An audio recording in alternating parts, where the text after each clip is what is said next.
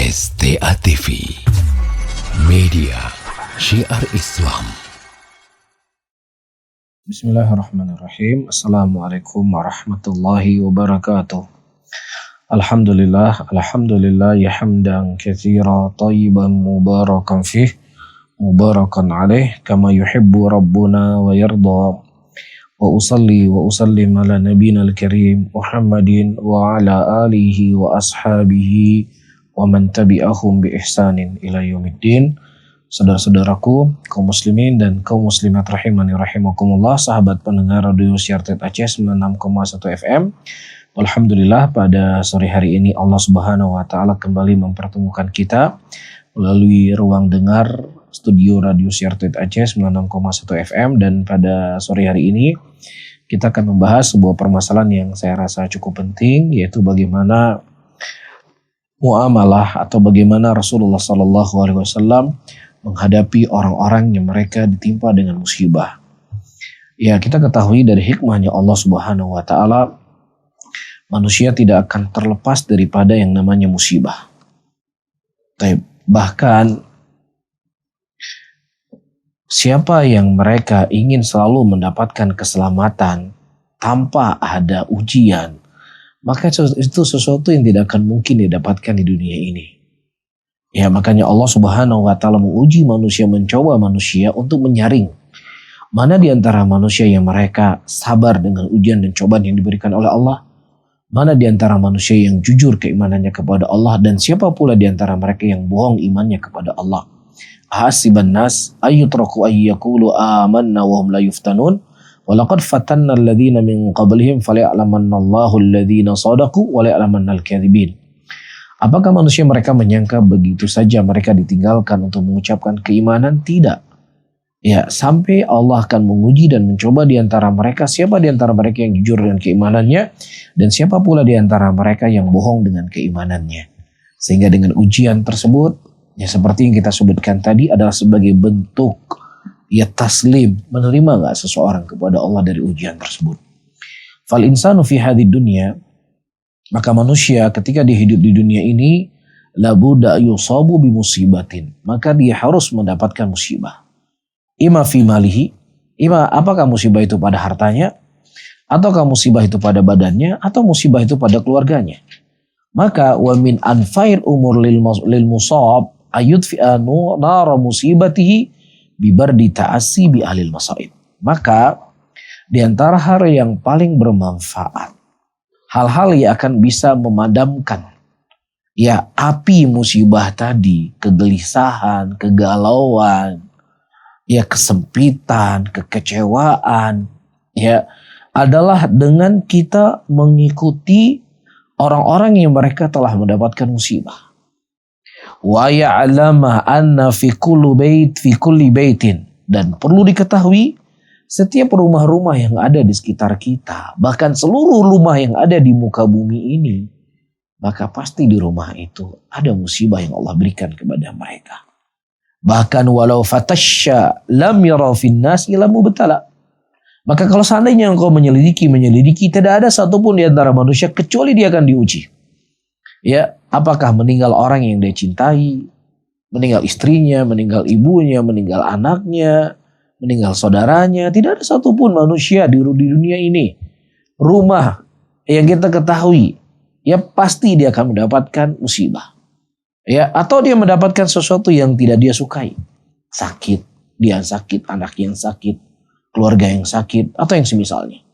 Walidzalika kana minal muhim an taqifa waqafatin ma'al ta'amulatin nubuwah ma'alil masaib. Maka cara yang paling terpenting ketika kita menghadapi hal yang seperti ini, kita perlu melihat bagaimana Nabi kita SAW menghadapi orang-orang yang terkena musibah. Bagaimana Nabi menghadapi orang-orang yang diuji dan dicoba oleh Allah. Dan Nabi SAW telah memberikan kabar gembira sebenarnya dalam sebuah hadisnya, man aradallahu khaira nam mayurillahu bi khairan yusib minhu. Hadis yang datang dari Abu Hurairah radhiyallahu taala anhu, Nabi berkata, siapa yang seseorang diinginkan kebaikan oleh Allah, maka Allah akan menguji dia, akan Allah mencoba dia. Disebutkan di sini oleh qala al-Baji, yuridu wallahu alam yusab minhul bil marad al-mu'athir fi sihhatihi wa akhadhil mal al-mu'athirati fi ghinahu wal hazn al-mu'athira fi sururi wa shiddatu mu'athira fi salahi halihi fa idza sabara wa ihtasaba kana dhalika sababan lima arada Allah tabaraka wa taala minal khair.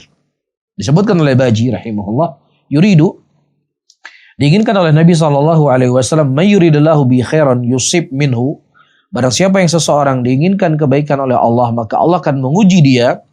Maksudnya adalah yusab minhul bil marad, ditimpa kepadanya sakit yang memberikan pengaruh kepada kesehatannya, atau diambil harta yang berpengaruh akan kekayaannya, atau kesedihan yang itu mempengaruhi kebahagiaannya, atau rasa sempit yang itu mempengaruhi daripada kelapangannya. Nah, ketika seseorang bersabar dan ingin mendapat dan berharap pahala dari ujian-ujian tersebut, maka itu merupakan sebab yang Allah Subhanahu wa taala inginkan darinya kebaikan. Ya mungkin sebelumnya karena kondisi ekonominya normal, kondisi kesehatannya juga baik-baik saja, ya mungkin dia jarang menangis. Mungkin dia jarang untuk mengangkat kedua tangannya di hadapan Allah. Mungkin dia jarang untuk mengintrospeksi dirinya. Tapi ketika Allah menguji dia dengan penyakit, Allah menguji dia dengan kekurangan harta, ya maka di situ dia lebih mudah untuk menangis. Ya, dia kembali mengingat Allah. Dia kembali mengingat mungkin banyak dosa-dosa yang saya lakukan, sehingga dengan dosa-dosa itulah Allah memberikan ujian kepada saya hari ini. Jadi ketika dia mengevaluasi diri tersebut, ketika dia memperbaiki diri dari kondisi yang kita sebutkan tadi, maka itulah kebaikan yang Allah inginkan darinya. Tapi kalau seandainya seseorang diuji dan dicoba oleh Allah, ya dia semakin menjauh dari Allah, dari ujian tersebut, maka ini merupakan musibah di atas musibah. Taib. Dan juga Nabi SAW memberikan motivasi atau memberikan semangat bagi orang-orang yang diuji oleh Allah, sebagaimana hadis yang datang dari Nabi SAW, idhamil jaza ma idhamil bala. Besarnya pahala dengan besarnya ujian yang didapatkan oleh seseorang. Inna Allah idha ahabba qawman ibtalahum faman radhiya falahu ridha wa man sakhita falahu sakhat. Sesungguhnya Allah Subhanahu wa taala ketika menginginkan kebaikan kepada satu kaum, maka Allah Subhanahu wa taala akan menguji kaum tersebut. Kalau seandainya dia ridha dengan ujian tadi, maka Allah ridha kepadanya. Tapi kalau seandainya dia marah, jengkel, murka dengan ujian yang Allah berikan kepadanya, maka baginya sakhat juga dari Allah. Baik. Ay man radhiya bima batalahu Allahu bihi falahu ridha minhu wa ta'ala wa jazilut thawab. Maksudnya barang siapa yang seseorang ridha dari ujian yang Allah berikan kepadanya, maka keridhaannya Allah untuk dirinya dan juga Allah akan memberikan kepadanya pahala yang sangat besar.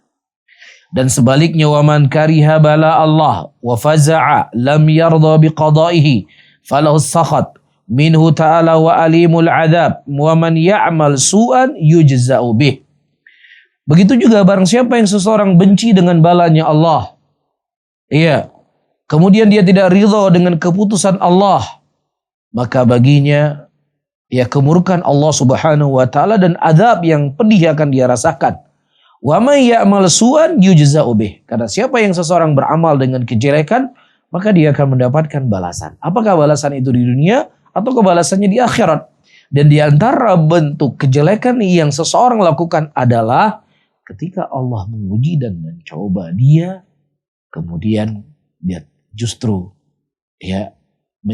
berkeluh kesah. Justru dia berprasangka jelek kepada Allah. Justru dia semakin jauh dari Allah. Nah, menjauhnya dia dari Allah Subhanahu wa taala, itu sebenarnya lebih besar dari musibah yang menimpa dirinya. Jadi kalau misalnya dia punya musibah A, kemudian dari musibah yang dia dapatkan tersebut dia tidak bersabar. Dia berkeluh kesah, dia bersuudzon kepada Allah, dia menjauh dari Allah. Menjauhnya dia dari Allah itu lebih besar daripada musibah yang A tadi. Jelas ya? Kemudian wal maqsudu, dan maksud dari ucapan Nabi SAW di sini adalah al-hathu ala sabri alal bala ba'da wuqu'ihi. Maksud dari ucapan Nabi adalah hasungan untuk seseorang bersabar dari bala setelah bala itu terjadi. Dan disebutkan oleh Al-Harawiyu min jawahiril bir kitmanul musibah hatta yadhunnu annaka lam tasubqat. Daripada bentuk-bentuk kebaikan adalah seseorang menyembunyikan musibah yang dia dapatkan. Hatta yadhunnu annaka lam tusabqat. Sampai-sampai orang menyangka, kok nggak pernah punya musibah ya? Kok nggak pernah banyak salah dalam hidupmu? Padahal setiap hari dia mendapatkan masalah dalam hidupnya. Setiap saat dia mendapatkan ujian dalam hidupnya. Akan tetapi dia tidak pernah menampakkan ujian, musibah itu di hadapan manusia. Ya, karena ketika kita menampakkan kelemahan kita di hadapan manusia, ya, manusia yang benci kepada kita, maka ini merupakan hari kebahagiaan untuk dirinya. Karena itu yang dia tunggu-tunggu, kapan si fulan itu dapat musibah. Ya, tetapi dan sebaliknya dari orang-orang yang dekat dengan kita, ketika kita mendapatkan musibah, maka dia akan mendapatkan kesedihan. Ya, maka yang paling terbaik, jalan yang paling terbaik, seseorang ketika mendapatkan musibah, ketika dia mendapatkan ujian, untuk dia selalu mengadu kepada Allah Subhanahu wa Ta'ala. Dan jangan sampai dia mengadu Allah Rabbul Alamin kepada manusia. Beda kan? Seorang punya masalah, dia mengadu kepada Allah. Ya Allah, aku sakit ya Allah. Aku begini ya Allah. Ya Allah, jauhkanlah ini dariku ya Allah. Kalau seandainya engkau belum menjauhkan aku dari ini ya Allah, tanamkanlah kepadaku kesabaran ya Allah. Atau yang semisal dengannya. Ya, dia mengadu kondisinya kepada Allah. Itu hal yang baik, hal yang mulia. Dan itu tidak dianggap kekurangan sabar seseorang. Tapi yang tercela, seseorang mengadu Allah kepada manusia. Ya, nyok sakit, anu sakit, tapi kena musibah loh. Jadi dia mengadu, kan Allah yang memberikan kepada kita ujian kan. Allah yang memberikan kita sakit. Allah yang memberikan kita kekurangan harta. Allah yang memberikan kepada kita masalah-masalah dalam hidup kita. Nah kemudian kita mengadu keputusan yang Allah qada, yang Allah takdirkan kepada kita melalui apa? Kepada manusia-manusia itu sendiri.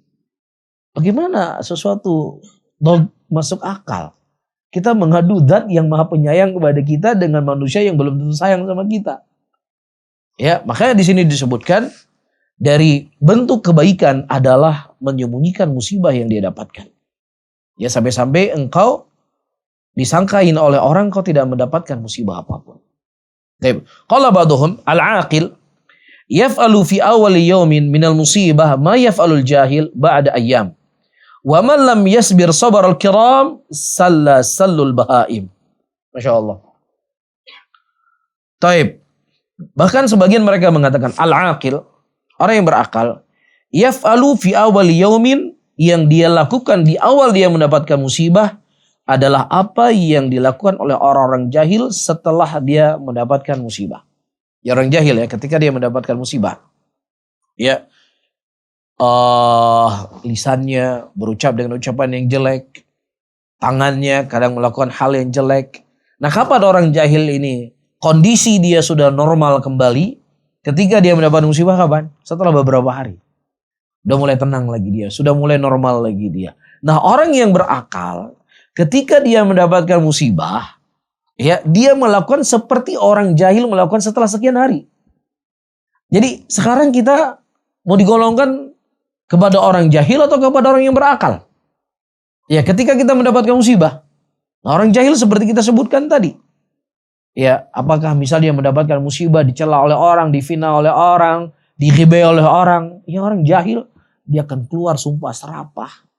Dia akan mencaci maki, akan keluar dari mulutnya kalimat-kalimat yang naudzubillah. Ya, itu namanya orang jahil. Tapi orang jahil ini karena sudah sering dihina, sudah sering dijelekkan, waktu yang lama udah dia akan cuek, dia nggak peduli. Bisa difahami ya? Nah, adapun orang yang berakal dari awal waktu, ketika dia mendapatkan ujian, dia akan sabar. Ya, maka disinilah kita bisa melihat orang itu cerdas atau tidak cerdas. Ketika dia mendapatkan apa? Musibah. Apakah musibah itu sifatnya sakit atau musibah yang sifatnya adalah dicela oleh manusia? Taib. Kemudian para hadirin dan hadirat rahimani rahimakumullah. Dari Usama bin Zaid radhiyallahu taala anhu,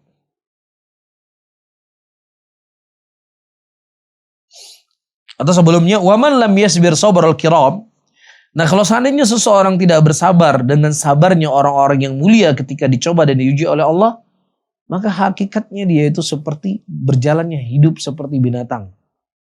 Ya, tidak bersabar. Ya binatang, namanya binatang. Ketika dia ada yang mengganggu dia, apalagi di binatang buas akan diterkam orang tersebut. Tapi kalau seandainya hewan itu lagi kenyang, ya lewat orang di depannya mungkin gak diterkam sama dia, lagi kenyang. Nah ibaratnya seperti hewan yang kelaparan, yang di depannya ada mangsa, demikianlah orang-orang yang tidak mau bersabar ketika dia diuji dan dicoba oleh Allah Subhanahu wa taala. Dan kemudian hadis yang datang dari Usama bin Zaid radhiyallahu taala anhu qala, arsalat ibnatun Nabi sallallahu alaihi wasallam ilaih. Inna ibnan li qabadha fa'atana. Didatangkan putri Nabi sallallahu alaihi wasallam yang telah meninggal kepada Nabi sallallahu alaihi wasallam. Ya, dan kemudian Rasulullah mengatakan inna ibnan li, sesungguhnya anakku yaitu telah meninggal. Farsala biqara'i salam yaqul inna lillah ma akhadha wa lahu ma ata wa kullun indahu bi ajalin musamma faltasbir wal tahtasib. Taib. Nah, kemudian diajarkan doa oleh Nabi sallallahu alaihi wasallam dan itu dibaca oleh beliau ketika beliau mendapatkan ujian, yaitu meninggal salah seorang dari anak beliau. Inna lillahi ma akhad. Sesungguhnya bagi Allah apa yang Allah ambil. Walahu ma'ata, dan baginya apa yang telah Allah berikan. Wa kullun indahu bi ajalin musamma. Dan segala sesuatu di sisinya itu telah dicatat. Ya, dia meninggal telah dicatat waktunya. Makanya teman-teman semuanya, ketika kita mendapatkan sesuatu yang kita cintai, apapun itu namanya, kalau seandainya kita mendapatkannya masih di dunia, maka sesuatu itu akan hilang dari kita. Pasti akan hilang. Apakah kita akan meninggalkan dia atau dia akan meninggalkan kita? Hari ini badan kita sehat, kita makan makanan yang bergizi, ya kita selalu menjaga asupan makanan yang masuk ke dalam badan kita, yang kemudian kita merasakan ya badan sehat, badan kuat. Namun ketahui ya banyak orang yang mereka memiliki badan sehat dan dia tidak sakit. Tiba-tiba bisa saja dia kecelakaan mobil, bisa saja dia ketabrak, bisa saja tiba-tiba dia kena penyakit. Ya, penyakit COVID yang telah merenggut begitu banyak nyawa manusia. Ya, atau misalnya dia punya istri, perempuan yang dinikahi, perempuan yang begitu ya mempesona, perempuan yang dia harap, yang menjadi mimpinya. Ketahuilah, bisa saja perempuan itu meninggalkan kita, dia meninggal, atau kita yang meninggalkan dia karena kita lebih dahulu kembali kepada Allah Subhanahu wa taala.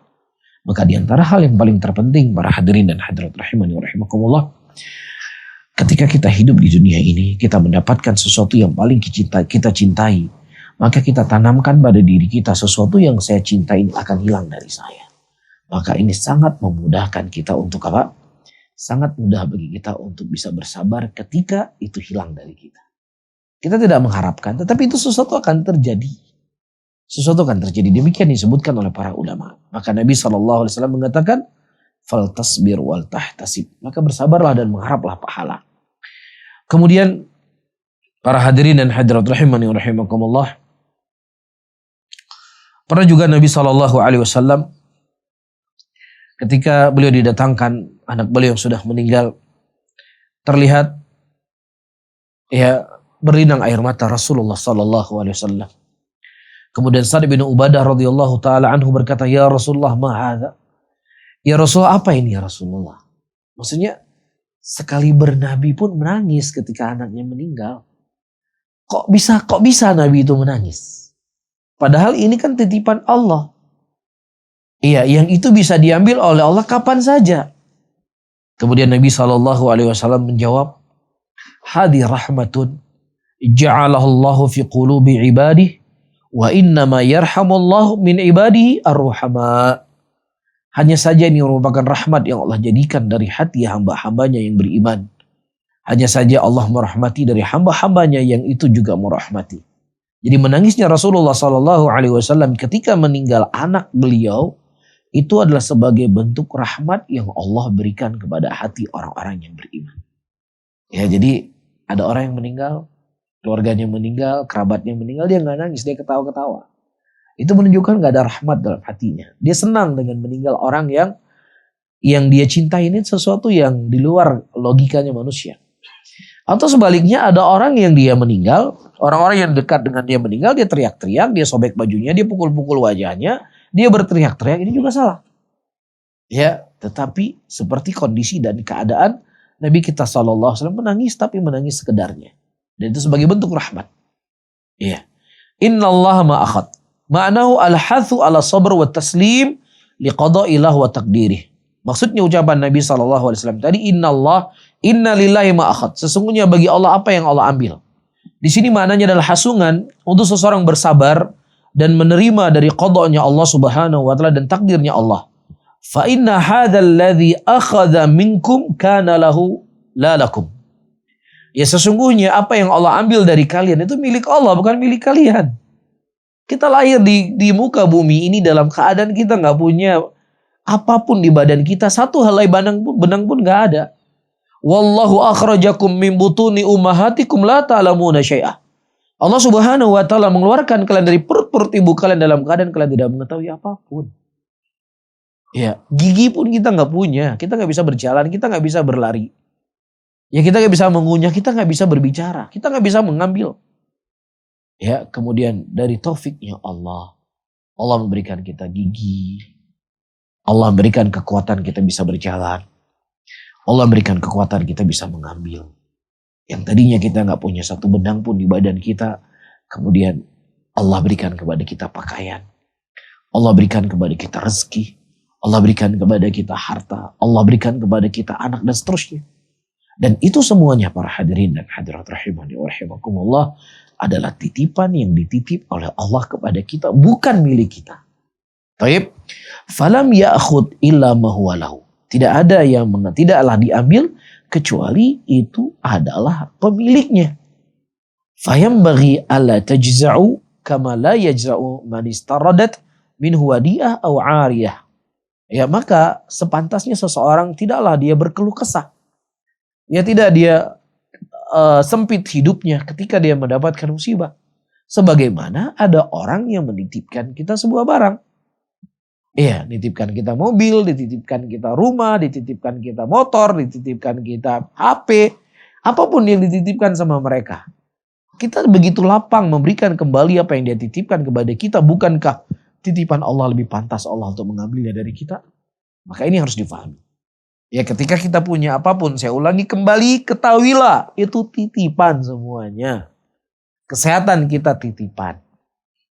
Ya, mata kita ini titipan, tangan kita ini titipan. Ya, radio yang kita punya ini juga titipan. HP yang kita punya titipan. Rumah, istri, anak-anak yang kita punya di rumah juga semua titipan. Nah, ketika itu yang namanya titipan bisa saja suatu saat diambil. Nah, diambil itu dengan beraneka ragam cara. Bisa saja dicuri sama orang. Bisa saja hilang. Bisa saja terbakar. Bisa saja bangkrut. Bisa saja salah langkah. Bisa saja kita kecelakaan. Kemudian hilang pendengaran kita. Hilang penglihatan kita. Lumpuh kaki kita. Maka itu semuanya akan bisa terjadi. Manusia hanya bisa untuk menjaga dirinya. Tapi manusia tidak bisa mengamankan semua titipan itu akan selalu bersamanya. Itu harus dipegang baik-baik. Baik. Walahu ma'ata fama wahabahu lakum laisa kharijan an mulkihi. Jadi maksudnya apa yang Allah Subhanahu wa taala berikan kepada kalian itu tidak keluar dari kepemilikannya Allah. Bal huwa subhanahu wa ta'ala yaf'alu fima yasha. Bahkan Allah melakukan apa yang Allah kehendaki dari apa yang Allah titipkan kepada kita. Seperti yang saya sebutkan tadi. Mafhum ya? Wa kulun indahu bi ajalin musamma manu isbiru wa la tajza'u fa inna kulla man ya'ti qad qada ajaluh al musamma fa muhalun taqaddamuhu atau ta'akhuruhu anhu. Maka sabarlah. Jangan engkau bersedih. Jangan engkau berburuk sangka kepada Allah. Maka seluruh segala sesuatu yang datang qad qada ajaluh telah datang, telah sampai ajalnya. Faham? Berarti harta itu memang pada kita sudah sekian lama. Udah, itu punya kita sampai sekian itu. Mafhum? Nah, istri yang kita punya memang sudah ditulis oleh Allah sekian lama waktunya. Iya, nggak ada yang abadi. Famuhalun taqaddamu wa ta'akhuru anhu. Maka mustahil itu akan dimajukan dan akan diakhirkan. Nggak mungkin dimajukan dan tidak akan mungkin dimundurkan. Jelas? Fa idza alimtum hadza kullahu fasbiru wahtasibu ma nuzila fikum. Nah, kalau seandainya kalian mengetahui itu semuanya, maka bersabarlah. Maka berharaplah apa yang diturunkan kepada kalian. Pahala. Maksudnya bersabar dan mengharapkan pahala apa yang Allah berikan kepada kalian dari ujian. Taib. Min fawaidil hadis, dan juga dari fawaid hadis ini, fihi jawaz al-istihdar dzawil fadl lil muhtadir li raja'i du'aihim. Di sini juga jawaz istihdar dzawil fadl lil muhtadir li raja' du'aihim. Di sini boleh ya hadirnya orang-orang yang mulia ya kepada orang-orang yang mereka mendapatkan musibah untuk mendoakan kebaikan untuk mereka. Dan sini juga jawaz untuk kita bersumpah. Dan juga di sini bolehnya kita berjalan kepada ta'ziyah menuju kepada orang yang meninggal ya, dan mengunjungi mereka tanpa seizin mereka. Berbeda dengan walimah. Jadi kalau walimah, kalau kita datang ke rumah orang ya harus ada izin. Tapi kalau takziah nggak ada izin. Wah, sekarang kenapa nggak takziah ke fulan? Saya nggak diundang. Ya, takziah itu nggak ada undangan. Takziah itu adalah tujuannya kita menghibur dari keluarga yang meninggal. Apakah hiburan kita dengan ucapan, ataukah hiburan kita kepada mereka dengan pemberian-pemberian. Jadi apa saja yang bisa membuat orang itu bisa mengurangi bebannya, maka itu hal yang disebut dengan takziah. Apakah kita mendatangi rumahnya, ataukah kita bertemu dengan dia di masjid, bertemu dia di mana saja. Dan takziah itu bentuknya adalah 3 hari. Karena kesedihan manusia itu berlangsung berapa hari? 3 hari. Jadi itu waktu takziah. Nah, kemudian para hadirin dan hadirat rahimani rahimakumullah, di sini juga ada faidah amru sahibul musibah bis sabr qabla al-wuqu'il maut. Ya, perintah kepada orang yang mereka mendapatkan musibah untuk bersabar sebelum terjadinya kematian. Liyaqawamai mustash'irun biridha muqawaman lil hazni bis sabr. Ya, supaya dia merasakan keridhaan ya dari apa yang Allah Subhanahu wa taala akan timpakan kepadanya. Jadi dengan sampai di masa-masa dia mau meninggal, para hadirin dan hadirat rahimani wa rahimakumullah, dia semakin berputus asa. Jadi ada faedah penting disebutkan oleh para ulama di sini. Ketika orang itu masih hidup, masih sehat, ya kita sering mengingatkan dia tentang adab. Kita sering mengingatkan dia tentang syadidul iqab, kerasnya adabnya Allah. Itu sering kita ingatkan. Supaya ada rasa ketakutan pada dirinya agar tidak berbuat dosa. Tapi ketika seseorang dalam keadaan sakit, dalam keadaan dia mau meninggal, maka kita jangan ingatkan, ente awas neraka ya. Ya, tapi dalam kondisi seperti ini kita lebih menanamkan kepada dirinya luasnya rahmatnya Allah, luasnya kasih sayang Allah. Ya, sehingga dia terus berusaha untuk selalu berhusnudzon kepada Allah, selalu dia berusaha untuk berprasangka baik kepada Allah. Ya, berusaha dia mengharapkan apa yang ada di sisi Allah dari pengampunan, dari surga dan yang semisalnya. Tapi maka ini penting untuk diketahui oleh setiap muslimin dan muslimah ketika dia menghadapi orang-orang yang mereka terkena musibah. Wallahu a'lam bishawab. Mungkin ini bisa saya sampaikan pada kajian kali ini. Mungkin kita buka diskusi yang agak panjang. Wallahu a'lam bishawab. Baik. Jazakallah khairan Ustadz. Kita masuk ke sesi tanya jawab kita. Baik, jadi bagi sahabat pendengar 96,1 FM, pemirsa STA TV dan sahabat dimanapun sedang berada, mungkin bagi yang ingin bertanya seputar agama dapat mengirimkan pertanyaan melalui via pesan WhatsApp kami di nomor 085214142314. Kita bacakan pertanyaan yang sudah masuk Ustadz. Assalamualaikum Ustadz. Waalaikumsalam warahmatullahi wabarakatuh. Bagaimana melatih kesabaran dalam menjalankan ketaatan di saat musibah silih berganti datang? Baik, para hadirin dan hadirat rahimani wa rahimakumullah, di awal kajian kita sudah menyebutkan di antara hal yang paling mujarab untuk mengobati besarnya ujian dan cobaan yang kita hadapi adalah dengan mengetahui orang-orang yang mereka diberikan musibah oleh Allah. Dan di antara orang-orang yang paling berat ujian dan musibah yang Allah berikan kepada mereka adalah para nabi dan rasul.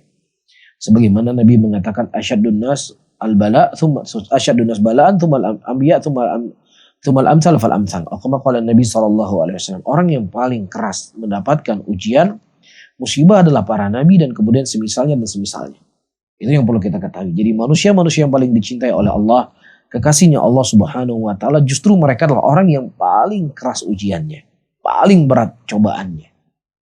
Ya, dan juga Nabi SAW telah menyebutkan dalam hadisnya, ya, ketika seseorang mendapatkan ujian, ketika seseorang mendapatkan cobaan, maka ingatlah ujian dan cobaan yang telah Allah berikan kepada beliau. Maka itu akan meringankan ujian yang sedang kita hadapi hari ini. Yang kedua, perlu kita ketahui Allah itu Maha Rahim, Allah itu Maha Penyayang, Allah Maha Pengasih. Allah tidak pernah menzalimi hamba-hambanya. Maka ketika kita mendapatkan musibah, yang musibah itu datang dari Allah, maka kita harus tanamkan ketauhidan dalam kalbu kita bahwasanya yang memberikan musibah untuk saya adalah Zat yang Maha Rahim, Zat yang Maha Rahman. Itu yang kedua. Yang ketiga, para hadirin, sesungguhnya seseorang hendaknya sering melihat ke bawah. Sering melihat ke bawah. Ya, yang hari ini kita mendapatkan musibah, sakit, ya, atau bisnis kita anjlok, atau usaha kita bangkrut. Tetapi bersamaan dengan usaha kita bangkrut, kita masih bisa makan sehari 3 kali. Kita masih punya rumah yang kita tempati. Istri masih ada bersama kita, anak-anak masih ada bersama kita. Ya, kendaraan kita juga masih ada walaupun mungkin sebagiannya sudah terjual. Ketahuilah, di sana ada ribuan manusia atau bahkan mungkin jutaan manusia yang mereka bermimpi hidupnya seperti hidup kita hari ini. Ya, ada di antara mereka mungkin gak jelas mau tinggal di mana. Ada di antara mereka hidup dalam keadaan peperangan. Ada di antara mereka hidup dalam keadaan sebatang kara, gak punya anak, gak punya istri. Hilang semuanya, menjadi korban peperangan. Atau ada sebagian mereka hari ini tertidur di rumah sakit. Yang dia punya rumah besar, yang dia punya mobil yang banyak, dia punya anak, dia punya istri. Ya, tetapi penyakitnya itu tidak bisa dia menikmati apapun dari kenikmatan yang dia miliki. Kalau seandainya kita tanya sama dia, Bang, Mas, Pak, Bapak milih mana? Tinggal di rumah gubuk atau tinggal di rumah sekedar rumah yang sederhana? Ya, Bapak masih bisa beraktivitas. Ya, cuma punya penghasilan 1 hari misalnya 30.000 rupiah. Atau lebih memilih kondisi Bapak seperti hari ini. Mungkin dia akan menjawab, biarkanlah rumah saya hilang semuanya. Biarkan bisnis saya hancur. Ya, biarkan saya tinggal di rumah yang hanya 2 kamar. Tapi badan saya sehat. Tapi saya bisa beraktivitas kemanapun saya ingin lakukan. Ini hal-hal yang perlu kita tanamkan pada diri kita. Kondisi hidup kita sejelek apapun, semelarat apapun hidup kita hari ini, sebanyak apapun ujian yang kita rasakan hari ini, ada ribuan orang bahkan jutaan manusia yang mereka rindu hidupnya seperti kita. Nah, maka ini mudah-mudahan akan bisa meringankan beban yang kita hadapi dalam kehidupan ini. Dan yang terakhir, banyak mengingat kematian. Ya, banyak mengingat kematian. Sebesar apapun ujian yang Allah berikan kepada kita, kalau seandainya kita adalah orang-orang yang beriman, maka seberat apapun ujian itu adalah seperti mimpi-mimpi yang tidak pernah kita hadapi dalam hidup kita.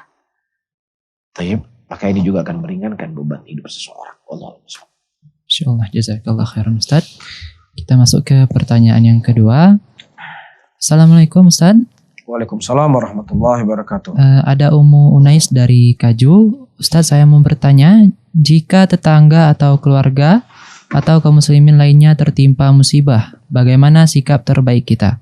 Membantu dengan materi atau mendoakan sambil mengingat kebesaran Allah? Mohon penjelasannya Ustaz. Kalau mampu dia lakukan, dua-duanya dia lakukan. Ya, karena seseorang ketika dia mendapatkan musibah, apalagi misalnya kepala keluarganya yang meninggal, ya bukankah Nabi SAW menghasung para sahabatnya untuk memberikan makanan kepada orang yang ditimpa kemalangan. Maka inilah salah satu hal yang bisa melembutkan hatinya. Ya. Dan juga doa juga tetap kita berikan. Jadi apapun kemampuan yang kita miliki, kita berikan kepada saudara kita yang terkena musibah tersebut. Yang mudah-mudahan dengan kita peduli dengan kondisi mereka dan keadaan mereka, maka kita akan lebih mudah untuk mengajak mereka kepada kebaikan. Ya, tapi kalau seandainya memang kita tidak punya kemampuan dari sisi finansial, kita nggak punya kemampuan dengan memberikan kepada dia pemberian setidaknya, nampakkan bahwasanya saya ikut bersedih dengan apa yang membuat engkau sedih. Saya merasakan sakit apa yang kau rasakan. Kita nampakkan itu sama dia. Agar agar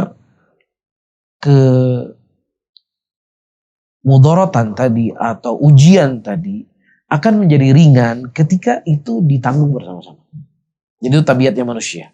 Tabiatnya manusia di dunia ini ketika ujian yang menimpa dia itu juga menimpa orang lain, itu akan menjadi meringankan bebannya. Maka kita nampakkan. Saya ikut sedih, saya ikut menderita apa yang kau alami. Ya, bersama dengan itu kita selalu memberikan motivasi kepadanya, mengingatkan dia, dan juga mendoakan kebaikan untuk dirinya. Allah. Jazakallah khair Ustaz. Kita ke pertanyaan selanjutnya. Ada saudara Zuhairi Furna dari Pagar Air. Pertanyaannya, bagaimana cara kita menahan diri untuk menundukkan pandangan jika kita belum menikah atau belum memiliki pasangan? Apa tips-tipsnya Ustaz? Nah, pertama para hadirin dan hadirat, dalam hukum Islam, seseorang yang sudah punya kemampuan untuk menikah dan kemudian dia khawatirkan dirinya terjatuh ke dalam perzinaan, maka kondisi seperti itu wajib untuk dia menikah. Terus diketahui. Saya ulangi kembali, seseorang yang dia khawatir dirinya terjatuh dalam perzinaan dan dia sudah punya mu'nah, sudah punya bekal untuk menikah, maka wajib untuk dia menikah. Ini yang pertama. Nah, yang kedua, kalau seandainya dia belum punya kemampuan untuk menikah, maka Rasulullah menganjurkan untuk dia banyak berpuasa. Ya, dan kemudian juga dia menjaga pandangannya. Ya, dia menjaga pandangannya. Dia menjauhi tempat-tempat yang dimana tempat tersebut berkumpulnya wanita-wanita yang dikhawatirkan dia akan terfitnah dengan wanita tersebut. Dia jauhi tempat-tempat seperti itu. Ya, tempat keramaian yang memang tempat berkumpulnya kaum wanita, menjauhi ikhtilat, ya, dan yang semisalnya. Ya, maka terlebih kita hidup di zaman yang seperti ini, di mana para perempuan mereka bebas keluar dari rumah-rumah mereka, yang kemudian mereka berhias cantik-cantiknya, atau bahkan ya di zaman sekarang kita terfitnah dengan Instagram, terfitnah dengan Facebook, terfitnah dengan Twitter, ya di mana mungkin di zaman dulu kalau ingin melihat perempuan, ya sudah perempuan di jalan raya, ya, atau perempuan ya di televisi. Kalau sekarang ya sudah dimanapun dia bisa bawa HP-nya dia. Kalau dulu mungkin kalau TV-nya satu, ya malu nonton perempuan-perempuan. Ya, tapi sekarang HP dia punya dia sendiri, dia bisa lihat di kamarnya sendiri dalam kondisi paket internet begitu murah. Ya, maka dalam kondisi seperti ini seseorang harus lebih mempertebal ketakwaannya kepada Allah, karena dengan takwa itulah akan bisa membentengi dirinya dari hal-hal yang akan terjatuh di dalam kejelekan. Wallahu a'lam. Kita ke pertanyaan berikutnya. Bismillah, Ustadz izin bertanya, apakah musibah berupa hukuman karena dosa-dosa kita juga ada pahalanya Ustadz ketika kita sabar, atau hanya untuk menghapus dosa kita saja Ustadz? Nah, jelas dia akan mendapatkan pahala. Dalam sebuah hadis Rasulullah SAW menyebutkan ada orang di yaumul qiyamah dinampakkan oleh Allah Subhanahu wa taala besarnya pahala yang dia dapatkan dari kesabaran dia dari ujian yang Allah berikan. Kemudian dia berharap untuk dikembalikan ke dunia dan dia siap dicabik-cabik dagingnya sampai tembus ke tulangnya. Dia siap. Dicabik-cabik dagingnya sampai tembus ke tulangnya, dia siap setelah dia melihat begitu besar pahala yang dia dapatkan dari ujian yang dia bersabar dengannya. Faham? Jadi bukan hanya diampunkan dosa oleh Allah, tapi juga diberikan pahala yang besar. Bukankah juga Rasulullah mengatakan dalam hadisnya, tidak ada satupun duri yang terkena seseorang kecuali dengannya Allah akan mengangkat derajatnya dan mengampuni dosanya. Baik, wallahu a'lam. Insyaallah. Kita ke pertanyaan berikutnya. Bagaimana cara menahan diri dari hawa nafsu terhadap suatu maksiat? Padahal sebenarnya kita sangat paham untuk harus menghindarinya, tetapi sering kalah dengan hawa nafsu. Ustaz. Itu yang pertama, seseorang harus mempertebal ketakwanya kepada Allah Subhanahu wa taala. Makanya dalam ayat Al-Qur'an Allah sering mengatakan wattaqullah wattaqullah wattaqullah wattaqullah. Takutlah kepada Allah, takutlah kepada Allah. Karena ketika seseorang telah tertanam rasa takut kepada Allah Subhanahu wa taala, maka disitulah akan terjaga dirinya dari hal-hal yang bisa menjatuhkan dirinya ke dalam kehancuran. Itu yang pertama. Kemudian yang kedua, seseorang harus mengetahui di mana titik lemahnya. Apa titik lemahnya dia? Nah, kalau seandainya titik lemahnya dia, terjatuhnya di dalam dosa adalah HP-nya, ataukah temannya, ataukah pergaulannya, maka dia harus meninggalkan itu semuanya. Iya, dia tidak akan bisa meninggalkan dosa kalau dia juga nggak meninggalkan sebab-sebab yang dengannya dia terjatuh dosa. Iya, meninggalkan jalan-jalan yang terjatuh di dalam maksiat tadi. Maka dia akan tidak bisa menyelamatkan dirinya. Itu hal yang perlu diketahui. Dan kemudian dia sering-sering berdoa sama Allah. Ya, berdoa kepada Allah, memohon kepada Allah agar Allah selalu kokohkan kalbunya di atas istiqomah, kokohkan hatinya di atas ketaatan kepada Allah Subhanahu wa taala. Karena la haula wala quwata illa billah. Tanpa kekuatan Allah, seseorang tidak akan mampu untuk melakukan apapun kalau tidak ada kehendak dari Allah Rabbul Alamin. Baik, kita ke pertanyaan berikutnya. Apakah ketika musibah bertubi-tubi datang adalah azab dari Allah atas dosa-dosa yang lalu? Apakah ujian untuk menaikkan derajat di akhirat, Ustaz? Nah, jadi musibah ya itu bisa menjadi lebih besar musibahnya, atau bisa saja musibah yang didapatkan menjadi nikmat untuk dirinya. Musibah bisa menjadi nikmah, musibah bisa menjadi nikmat. Tergantung bagaimana cara efek dia setelah dia mendapatkan musibah. Ketika dia mendapatkan musibah, dia lebih dekat dengan Allah. Dia lebih khusyuk salatnya. Dia lebih mudah menangis, memikirkan dosanya. Ya, dia lebih nampak untuk bertobat kepada Allah. Maka musibah tadi adalah nikmat untuk dirinya. Tapi kalau seandainya seseorang mendapatkan musibah, semakin kencang dia mendapatkan musibah, semakin musibah bertubi-tubi dia dapatkan, maka di situ dia semakin jauh dari Allah Subhanahu wa taala. Maka musibah di atas musibah yang telah dia dapatkan. Bisa difahami ya? Maka seorang beriman, maka dia harus menyadari kondisi dan keadaan mereka. Ya, bagaimana efek musibah itu sendiri. Cuman yang jelas, tidaklah Allah memberikan musibah kepada kita sebagai manusia kecuali karena dosa dan maksiat kita.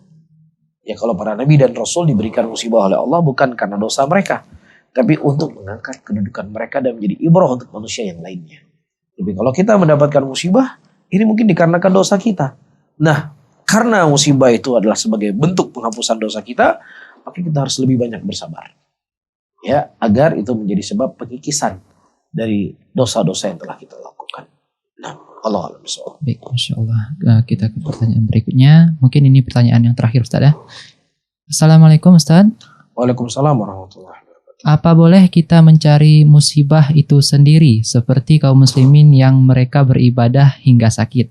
Karena saya pernah melihat di salah satu kampung di Aceh. Taib, seseorang tidak boleh menjatuhkan dirinya dalam kehancuran. Wala tulqu bi aidikum ila tahlukah wa ahsinu innallaha yuhibbul muhsinin. Ya. Wala tulqu bi aidikum ila tahlukah wa ahsinu innallaha yuhibbul muhsinin.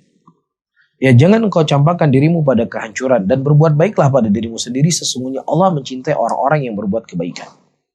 Tapi ini hal yang perlu diketahui.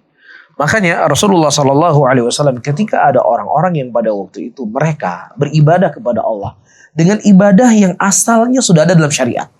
Asalnya sudah ada dalam syariat. Baik.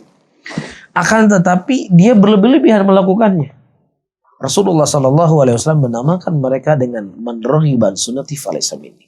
Barang siapa yang seseorang benci dengan sunnahku, maka dia bukan dari golonganku. Subhanallah. Benci dengan sunnahku bukan dari golonganku. Orang yang bagaimana yang Nabi menggambarkan mereka benci dengan sunnah Nabi, yaitu orang yang dia terus-menerus sholat malam tidak tidur-tidur.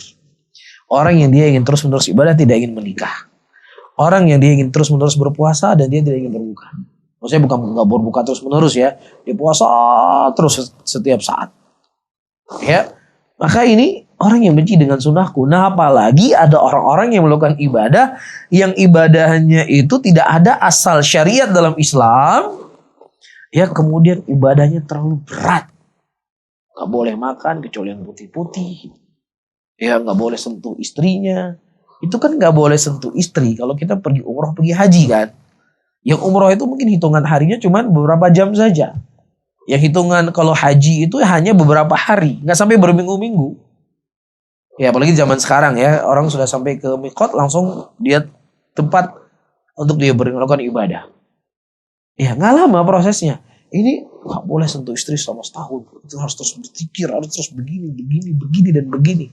Itu tentunya akan membuat seseorang itu lelah, capek. Dan itu jelas adalah hal yang terlarang dalam agama. Ibadah yang ada dasarnya dalam agama saja, kemudian dia itu berlebih-lebihan, disalahkan oleh Nabi SAW, apalagi bentuk ibadah-ibadah yaitu menyiksa diri. Makanya Rasulullah mengatakan likulin haqqin haqqah. Segala sesuatu ada haknya masing-masing. Istri kau punya hak, Allah punya hak untuk kau ibadahi, dirimu punya hak untuk kau beristirahat. Makanya Nabi berkata, aku salat malam, aku juga tidur. Aku berpuasa, aku juga buka. Aku beribadah, aku juga menikah. Ya, jadi ibadah yang baik itu bukan ibadah dengan banyaknya ibadah, tapi ibadah yang baik adalah ibadah yang ibadah seseorang melakukannya karena apa? Sesuai dengan tuntunan diajarkan oleh Nabi SAW. Wallahu a'lam bishawab.